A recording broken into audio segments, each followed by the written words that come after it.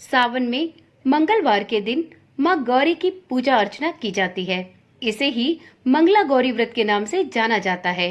आज की वीडियो में हम जानेंगे सावन माह में मंगला गौरी व्रत से जुड़ी संपूर्ण जानकारी। ओम नमः शिवाय, जय श्री कृष्णा। आप सभी का सनातन धर्मसार चैनल पर बहुत बहुत स्वागत है।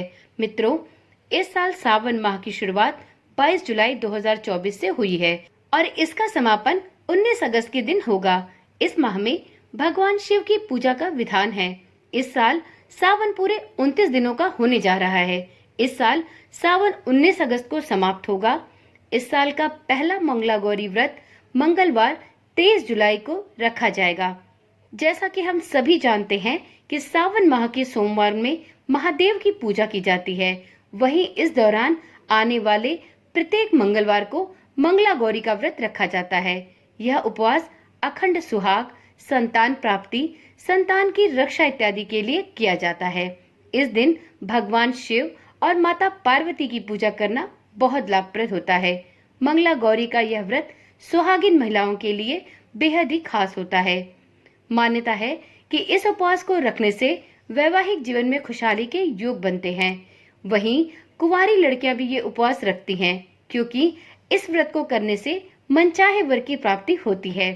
मान्यता है कि मंगला गौरी व्रत सुहागिन स्त्रियां अपने अखंड सुहाग के लिए धारण करती हैं।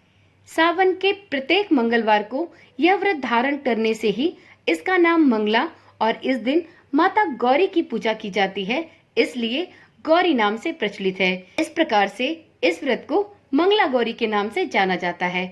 पौराणिक कथाओं के अनुसार इस व्रत का बहुत महत्व है।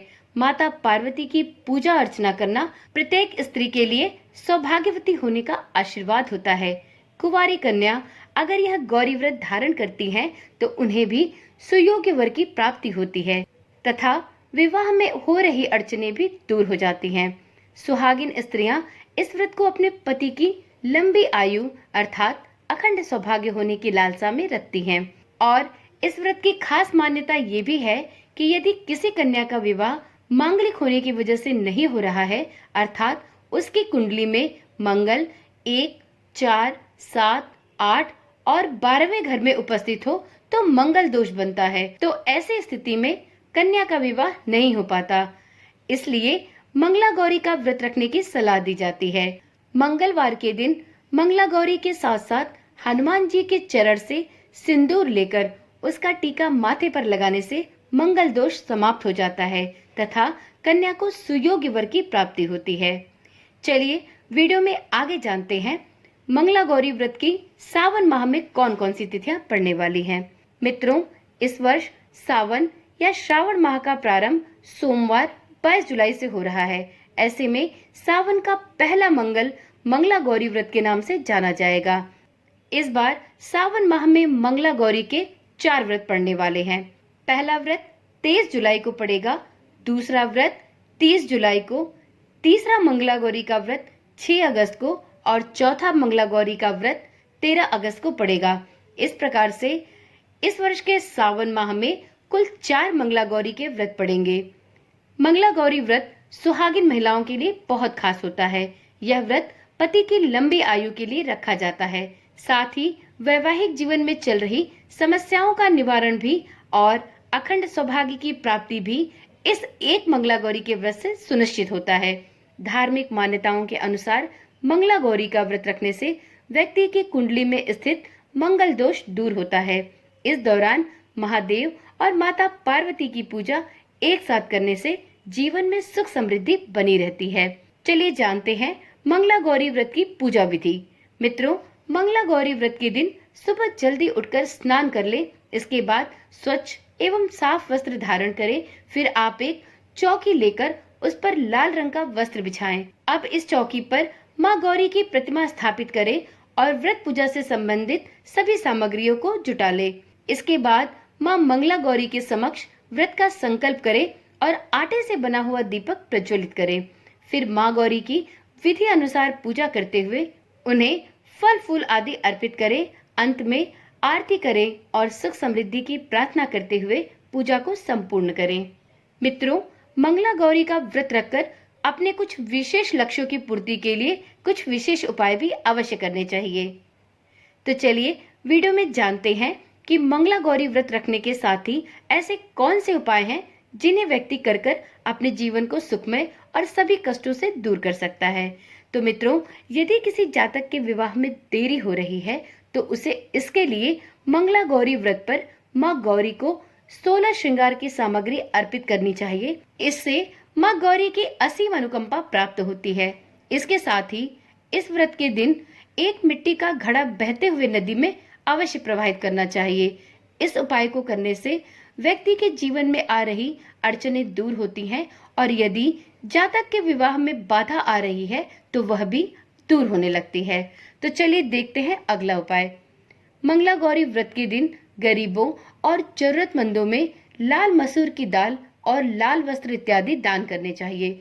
इससे कुंडली में मंगल ग्रह की स्थिति मजबूत होती है और साधक को मंगल दोष के बुरे प्रभाव से भी मुक्ति प्राप्त होती है।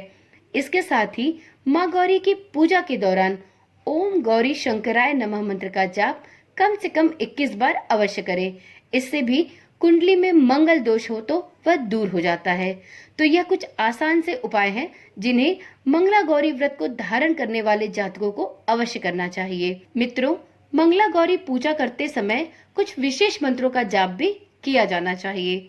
ये मंत्र हैं: सर्व मंगल मांगल्ये शिवे सर्वार्थ साधिके शरण्ये त्र्यंबके गौरी नारायणी नमस्तुते नमस्तुते नमस्तुते। दूसरा मंत्र है ह्रीं मंगले गौरी विवाह पाधाम नाशाय स्वाहा। इस प्रकार से ये कुछ विशेष मंत्र हैं जिनको मंगला गौरी व्रत के दौरान जरूर जपना चाहिए। मित्रों, अगर आप वीडियो में यहाँ तक पहुँचे हैं तो आशा करती हूँ वीडियो में दी जा रही जानकारी आपके लिए रोचक और ज्ञानवर्धक है। तो आप इस चैनल को अभी ही सब्सक्राइब कर लें और साथ में नोटिफिकेशन बेल को भी ऑन कर लें, जिससे इस चैनल पर डाली जाने वाली सभी वीडियोस की सूचना आपको सबसे पहले मिलती रहे। तो चलिए अब जानते हैं माता गौरी की व्रत कथा। तो मित्रों, धार्मिक कथाओं के अनुसार एक नगर में एक सेठ रहता था। उस सेठ का उस नगर में बहुत सम्मान था। सेठ धन धान्य से परिपूर्ण था और सुखी जीवन व्यतीत कर रहा था, परंतु सेठ को सबसे बड़ा दुख था कि उसकी कोई संतान नहीं थी। सेठ को संतान सुख नहीं होने की वजह से उसे ये चिंता हमेशा खाए जा रही थी। एक दिन किसी विद्वान ने सेठ से कहा कि आपको माता गौरी की पूजा अर्चना करनी चाहिए, हो सकता है आपको पुत्र सुख की प्राप्ति हो। सेठ ने अपनी पत्नी के साथ माता गौरी का व्रत संपूर्ण विधि विधान के साथ धारण किया। समय बीतता गया। एक दिन माता गौरी ने सेठ को दर्शन दिए और कहा कि मैं आपकी भक्ति से प्रसन्न हूँ, मांगो आप क्या वरदान चाहते हो। तब सेठ और सेठानी ने पुत्र प्राप्ति का वर मांगा।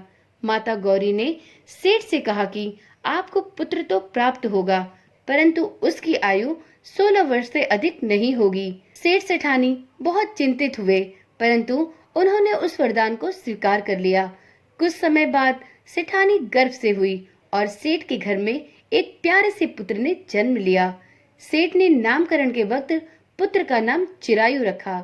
जैसे जैसे पुत्र बड़ा होने लगा, सेठ और सेठानी की चिंता बढ़ने लगी, क्योंकि 16 वर्ष के बाद उन्हें अपना पुत्र खोना था। ऐसी चिंता में डूबे सेठ को एक और विद्वान मिले, जिन्होंने उसे यह सलाह दी कि अगर आप अपने पुत्र की शादी ऐसी कन्या से कर दे जो माता गौरी की विधिवत पूजा अर्चना करती हो हो सकता है कि आपका यह संकट टल जाए, आपकी चिंता भी खत्म हो जाए। सेठ ने ऐसा ही किया और एक गौरी माता की भक्त के साथ चिरायु का विवाह कर दिया। जैसे ही चिरायु की उम्र 16 वर्ष हुई तो उसे कुछ नहीं हुआ। धीरे धीरे वह बालक युवक होता चला गया और उसकी पत्नी अर्थात गौरी भक्त हमेशा माता गौरी की पूजा अर्चना करती रही और उसे माता गौरी से अखंड सौभाग्यवती का आशीर्वाद प्राप्त हो चुका था। अब सेठ और सेठानी पूर्णतया चिंता मुक्त थे। ऐसे ही माता गौरी के चमत्कारों की कथाओं के चलते इनकी पूजा अर्चना की जाती है और ऐसी मान्यता है कि जो भी कुंवारी कन्याएं इस व्रत को धारण करती हैं, उनके पति को दीर्घायु होने का आशीर्वाद माता गौरी से प्राप्त होता है। यहाँ तक कि जो लोग इस व्रत को संपूर्ण निष्ठा के साथ धारण करते हैं, उन जातक को कभी भी माता खाली हाथ वापस नहीं लौटाती। हे माता गौरी, जिस प्रकार से आपने अपनी भक्त को सौभाग्यवती होने का आशीर्वाद दिया, उसी प्रकार से इस व्रत को धारण करने वाली सभी सुहागिन महिलाओं को अखंड सौभाग्यवती होने का आशीर्वाद प्रदान करना। साथ में जो भी कन्याएं मांगलिक दोष से व्याप्त हैं, उनको भी इस दुख से दूर करना। तो चलिए आज की वीडियो यहीं पर समाप्त करते हैं। कल मिलते हैं एक नई वीडियो, एक नई जानकारी के साथ। तब तक के लिए ओम नमः शिवाय, जय श्री कृष्णा, राधे राधे।